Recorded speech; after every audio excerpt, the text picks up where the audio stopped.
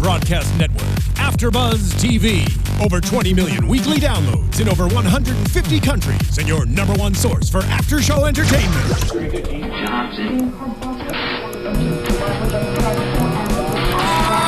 AfterBuzz TV, the destination for TV superfans, producing aftershows for over 300 of your favorite TV shows, interviewing celebrities and showrunners, and bringing you behind-the-scenes exclusives. All thanks to E! Entertainment's Maria Menounos, producer Kevin Undergaro, and internet leader Akamai. Now, let the buzz begin! Welcome, ladies and gentlemen. Here we are. Throwback Thursday, Yes. Prisoner After Show here on AfterBuzz TV. Now, let it be known that we are not recapping Hammer into Anvil, which was actually the next episode in line of the air dates. Yes. We were slated by a cacophony of error to do It's Your Funeral. Wow, that was a really big word, Phil. I know. You might want to give the definition for the viewers. Cacophony of error? It's when things... when a series of things and mishaps happen. Yes, which is a big excuse for why Phil thought we were doing It's Your Funeral today. No, I didn't think Hammer- we were doing... yeah. No, I knew that we weren't supposed to be doing It's Your Funeral. on. I knew we weren't supposed to be doing It's Your Funeral, but then last week on the show, I announced that we're doing It's Your Funeral, so I was like, we'll just go with that. Yeah. Now, we're not going to do It's Your We're Funeral. not doing it. We're Nope. not doing Hammer into We're Anvil. not doing that either. We're just going to talk a little bit about our thoughts and feelings. This is a little special bonus episode. We'll be back on track. And I don't know. I feel like, are we doing Hammer into Anvil next? Are we doing It's Your Funeral? Do we go back to the regular series, or do we go with? I mean, I know it was. Here's what's happening. Here's what's happening, folks. It happened. April 17th. We're gonna. Yes, that is that did happen. She's talking about the Port Marion get together, and we'll kind of report on that. But the point is, we just need to hit a nice big reset button for a little bit. We need to get things back in track, aligned, and things were happening beyond everyone's control. And so that's what we're doing. There's a little scheduling conflicts and whatnot. And life is happening. Life is happening, but you know what? It's a great opportunity to spend, 15 or so minutes talking about some of the stuff that we don't always get to talk about, and just kind of be a little bit more random and not necessarily tied to a specific episode. We can talk about another episode. So, Steph Z, who is new to The Prisoner. Big fan now. Big fan out there. Big fan. Now, I know that I have some crazy theories. I know that I've been playing this whole thing that number 6 and the whole prisoner, it's about his own prison, this, that, and the other thing. We do not know why number 6 is number 6, correct? We don't know why number 6 was picked. Is there a reason for that I am unaware of? His number or his number 6. No. I mean, why? We've obviously speculated it's like the 666 is like the devil and this and that, and flipped upside down is 9, and it's the only number, because in that sense it's the only number that can be turned and mean something else. Has there been a speculation that number 6 is number 6 because it is him, and that's your sixth sense? Sixth sense. A self of identity? Yes. Okay. Not a bad theory. I like it. I'm going with it. I'm staying with it. I like it.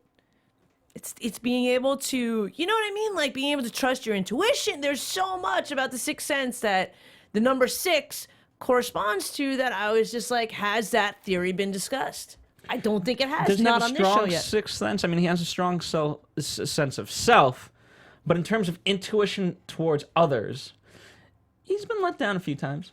He's been let down, but it's like, what I mean by that, it's almost like when I think of sixth sense, it's almost like that intuition, that outer viewing of your life. So maybe that's what's happening. That's how it registers to me. Could be totally wrong. Could be totally crap. But I'm just saying. Could be. I don't buy the 666, the devil 6. I mean, come on. Iron Maiden made a few songs. They did. response Iron to- Maiden made a lot of songs. In response to The Prisoner? Yes.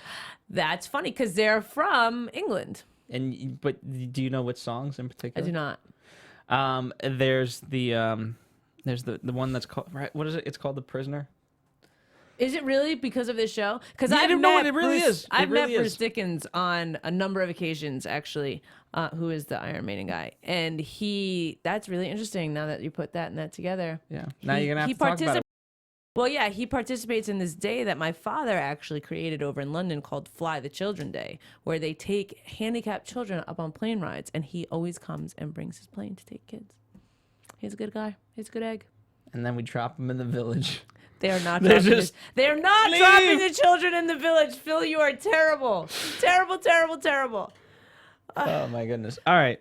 Who's been your favorite sort of female of the show thus far? Favorite female. We're 9 episodes deep, so that's what we have to I go liked with. the female number 2. I also Which one? There's been a few.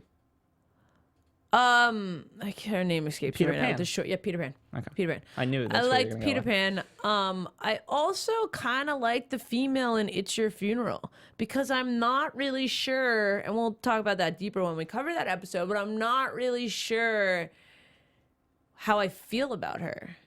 All the other ones, I felt like, oh, I know it's coming, and she, I think her number was like 30 or 50. It was hard to read on her, but it was, I feel like she had me fooled a little bit. I like to be fooled. Here's the more episodes we go into it and, kind of analyzing it to this level. This is the first time that I've really analyzed it on my own. I've read books before and things like that, and people kind of explained it to me, but this is the first time that I'm having an intimate discussion about it with people that I directly know and so on and so forth. And as we continue to go even deeper, so if you don't necessarily want It's Your Funeral, Hammer into Anvil spoiled, I'm just going to give a quick thing. It almost unravels a lot of these things, right? Yes. Because jammers, just the theory of jammers, I feel like most of these people would have been dealt with from the start, and they would have been brainwashed not to do that.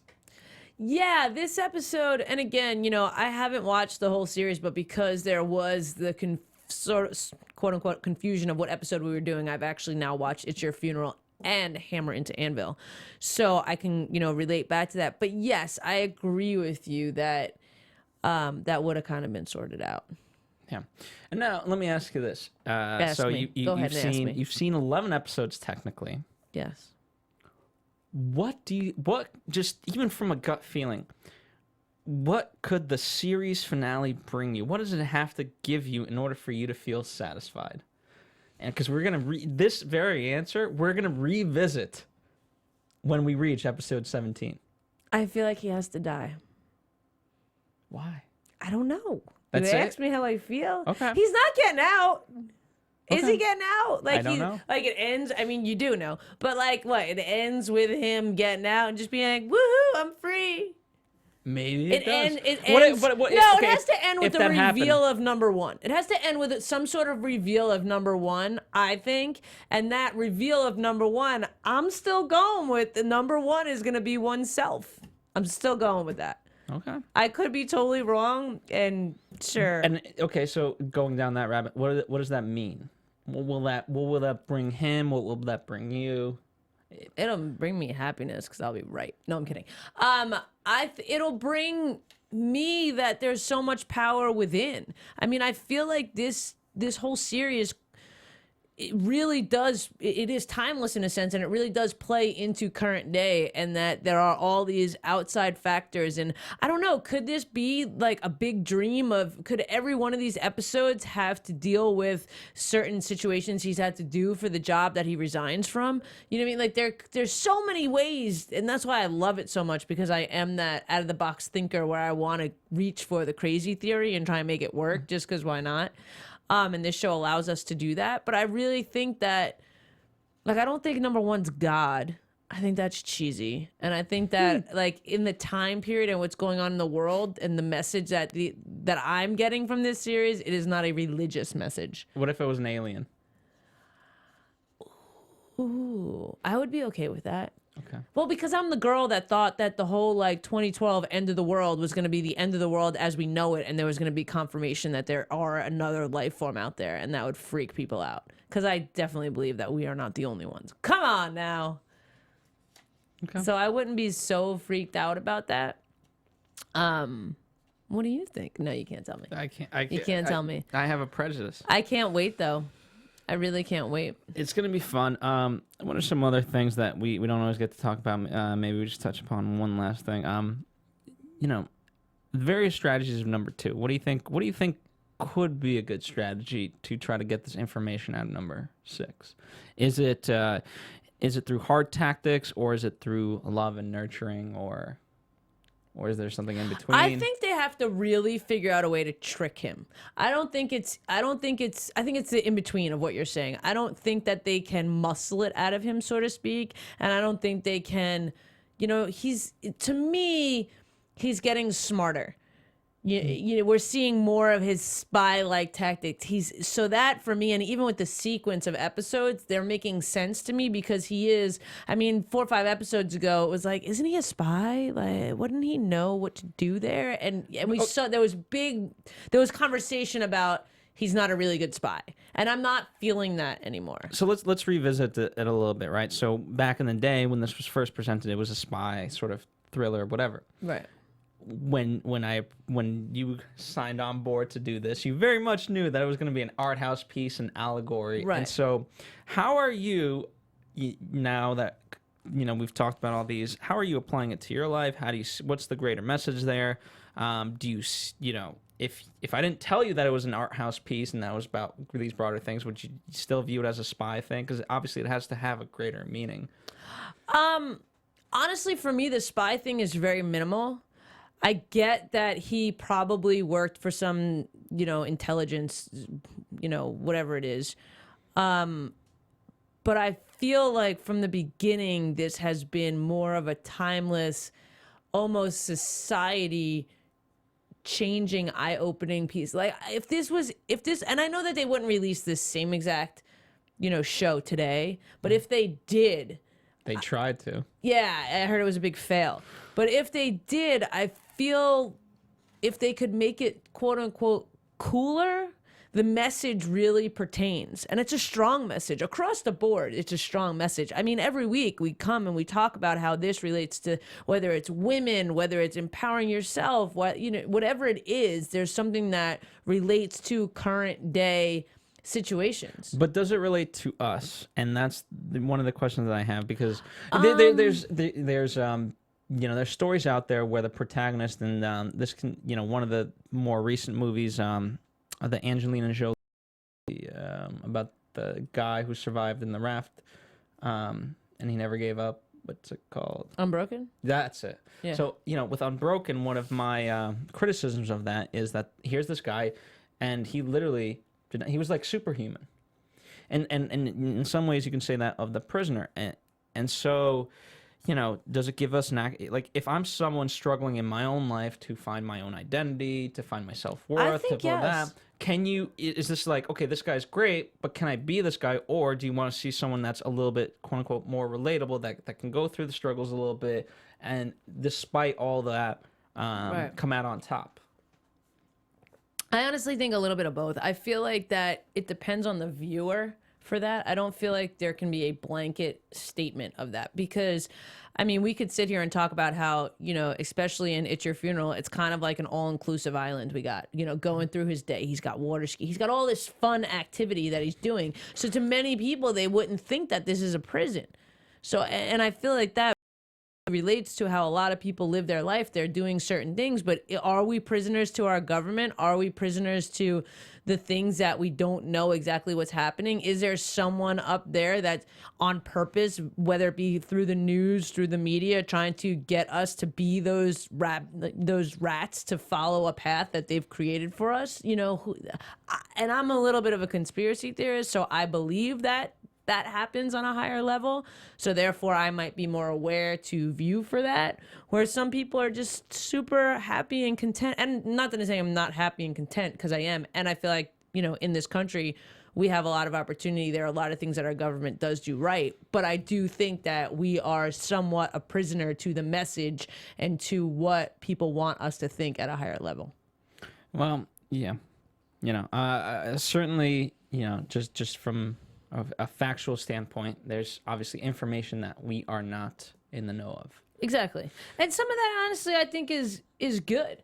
Some of it's You good. know, I feel like I don't necessarily agree with when we have wars or warfare or whatever that, like, why do we have to? There's part of me that wants to know, but there's also part of me that knows that giving this information to the wrong people could be bad. You know what I Well, here's mean? the thing. I mean, but to the same token, there's information from the past that is available to everyone, you know, through the Library of Congress and such. Right. But no one takes advantage of it. Right, but I feel as if too that there's, you know, I mean, this all goes back down to our like education system and stuff. I feel like the things that we teach, you know, we teach people. I mean, it's such a tangent, but like we teach somewhat the bad things. We don't necessarily teach how we made the good things better. Okay. So I feel like that's, you know, lacking in our history. Because, you know, you can't just not teach history, but the message has to be not that this happened and this was bad. The message has to be this happened, this is what we learned, this is how we made it better. And I'm not quite sure that I believe that that switch has happened yet. And I don't know if it ever will. Good, better, best. Never rest until your good is better and your better best. Yeah, Phil. And on that note. And on that note. That's about it for us today on this bonus episode of the Prisoner After Show here on Throwback Thursday of AfterBuzz TV. We will be back not in 1 week. Everything's changing. It's chaos here. Changing. Not 1 week. It's mine and Meredith's fault. We're both out of town for a conference. That's all right. Things happen. Yeah. But we will be back in 2 weeks with Hammer into Anvil. So we're going back on track. We're going back. Hammer, which I will just let you guys know, I'm super excited to talk about this episode, and Hammer into Anvil so far, I'm going to say it, has been my favorite episode. There you go. There it is. All right, so there you have it, folks. Let us know your comments. Let us know your thoughts in the comment section below, whether it's on iTunes, whether it's on YouTube, SoundCloud, wherever you get us. It's all there for you to comment on. It's all there for you for free. And furthermore, you love The Prisoner. We love The Prisoner. We do. Guess what? I bet you, there are people that you know of that like The Prisoner, or they might not know that they like The Prisoner. So get them inducted into this. Let's build our prison. That's it. Build this prison up, baby. Get some people involved. You know, we're a small faction of prisoners, but heck, you know what? Let's go after these. We need a few more prisoners, and then we will bust open this wall, and so on and so forth. I'm with you. All Busting right. it open. Be seeing you. Be seeing you.